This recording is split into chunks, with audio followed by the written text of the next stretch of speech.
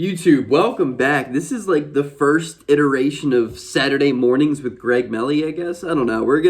Maybe this becomes a thing because what a phenomenal game last night. I have to sit down and talk about Tyrese Maxey first and foremost because a lot of my subscribers know. If you're new here, just know that I was the very first one on the Tyrese Maxey fan train. The day after we drafted him, I was all on board. I was trying to convert every single Sixers fan into understanding what we just drafted because I was a huge Tyrese Maxey fan in college. I then came out with a video a couple of weeks into the season saying Tyrese Maxey is a future All-Star. That video kind of blew up. It kind of did really well because I put a lot out on the line there, and look at now. Tyrese Maxey is literally a star.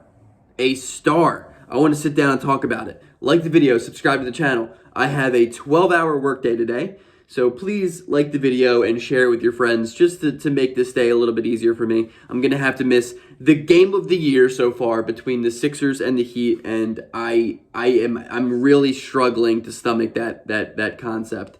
But let's get into Tyrese Maxey. Last night, he had 33 points and 5 assists on 10 of 15 from the field and 5 of 6 from 3.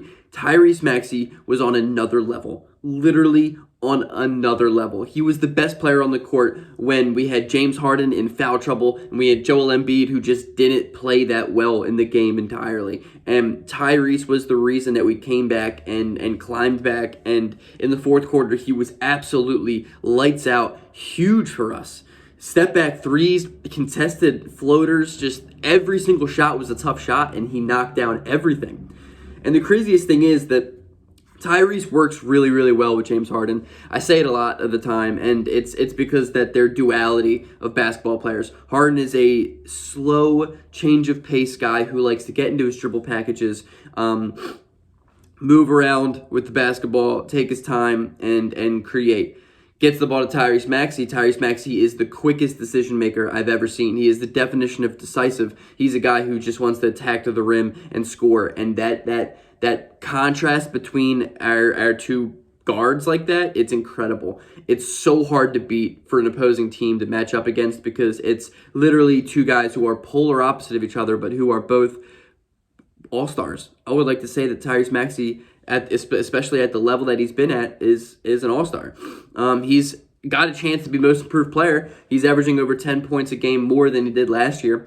And I just want to say the 4 games with James Harden, a lot of people were saying Tyrese Maxey wasn't going to be good because he wouldn't have the ball in his hands. They just didn't watch his game in Kentucky because him and Emmanuel quickly shared the ball a lot together in college. And Maxey was a really good off-ball guard. A lot of the times I said he was more of a shooting guard than a point guard because he's not really a facilitator. He's more of a guy who can go out and get his own bucket when you call upon him. That's exactly what he's doing.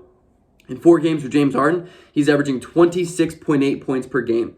And listen to these shooting splits. 65% from the field, 70% from 3, and 86% from the line. 70% from 3. And that's not like some ridiculous center shooting like 2 shots and it goes in. No. That is on 5 3-point attempts per night, ladies and gentlemen. Tyrese Maxey in the past week is shooting 70% from 3 on 5 attempts per game. That is absolutely unbelievable. Unbelievable. I thought he was going to be the man, but even I could not even fathom the imagination to believe that he would be at this level, especially this quick. His progression is insane. He's probably the biggest steal this Sixers team has had in a while, and thank God that the Toronto Raptors GM decided that Tyrese Maxey wasn't enough to get Kyle Lowry because that would have been heartbroken. And thank God we didn't get James Harden that first time. What was it, last year? 2 years now, was it? Yeah, whatever. Yeah, it was last year. Thank God I can't think of names right now. It's way too early. I should be asleep. Thank God that the Houston Rockets GM said no to a package around Ben Simmons, Tyrese Maxey, and Matisse Thybulle, because if you look back at that, that is absolutely asinine. I mean, that's the craziest shit I've ever seen, I've ever heard, because a year later, fast forward, we trade for James Harden, and we trade basically nothing. We trade a guy who has not played basketball and is showing no signs of playing basketball anytime soon.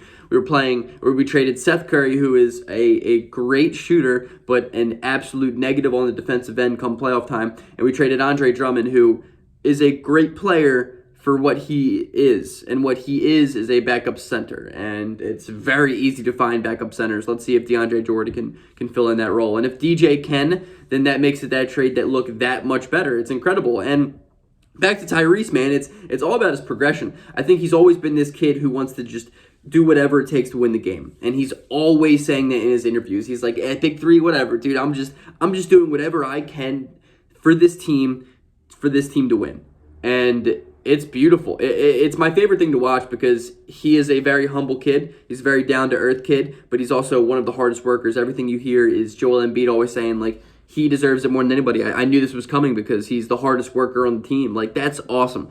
He's a 21-year-old kid who carries himself like a veteran who's been in the league for 10 years. His progression's incredible. He shot below 30% in college from three. And if you guys don't know that the college three-point line is closer to the rim than it is in the pros. Shot, I think, 29% from three in college. He came into his first NBA season. He shot 30% from three.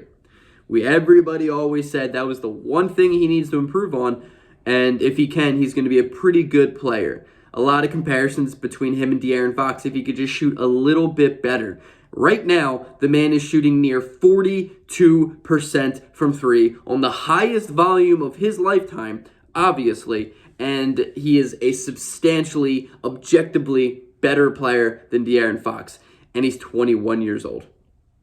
It's absolutely astounding. I mean, last night, Embiid struggled. Harden, like I said, was in foul trouble. And Tobias Harris, man, I could make a 40-minute video ranting on that guy just has to stop shooting.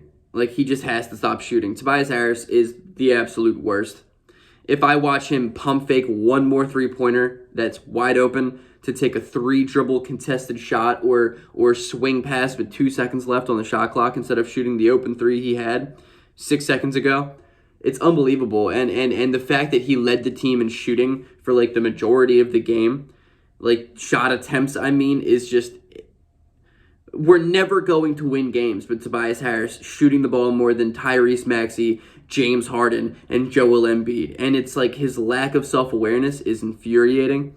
Tobias Harris is just the absolute worst, and I am counting down the days where I never have to watch him play basketball for the Philadelphia 76ers again because it's becoming that. He's literally the worst.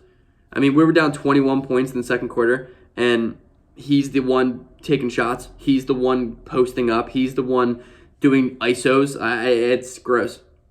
It's gross. But at the meantime, we're down 21 in the second quarter. Everyone's tweeting out, like, SOS type tweets, and I'm just like, I literally tweeted, if you want to go check my Twitter, it's goddamn worth checking it out, Greg Melly 27 on Twitter. But I tweeted out, and I was like, bro, the Sixers, they're going to win. The Sixers are going to win. And that's the James Harden effect. That's the Tyrese Maxey effect. It's the Joel Embiid effect. When we have three guys like that, I'm not worried about losing any single game, especially when the Cavs come out and shoot like 145% from three in the first quarter. I'm not worried about it, man. I'm not worried about it. The Sixers are really good. Tyrese Maxey's an absolute star. I'm really, really tired, and I have 12 hours of work ahead of me. So, wish me luck. Hopefully the Sixers win tonight. I'll watch the entire game when I get home at like 12 o'clock tonight. I'll just watch it on replay. But, hey, peace.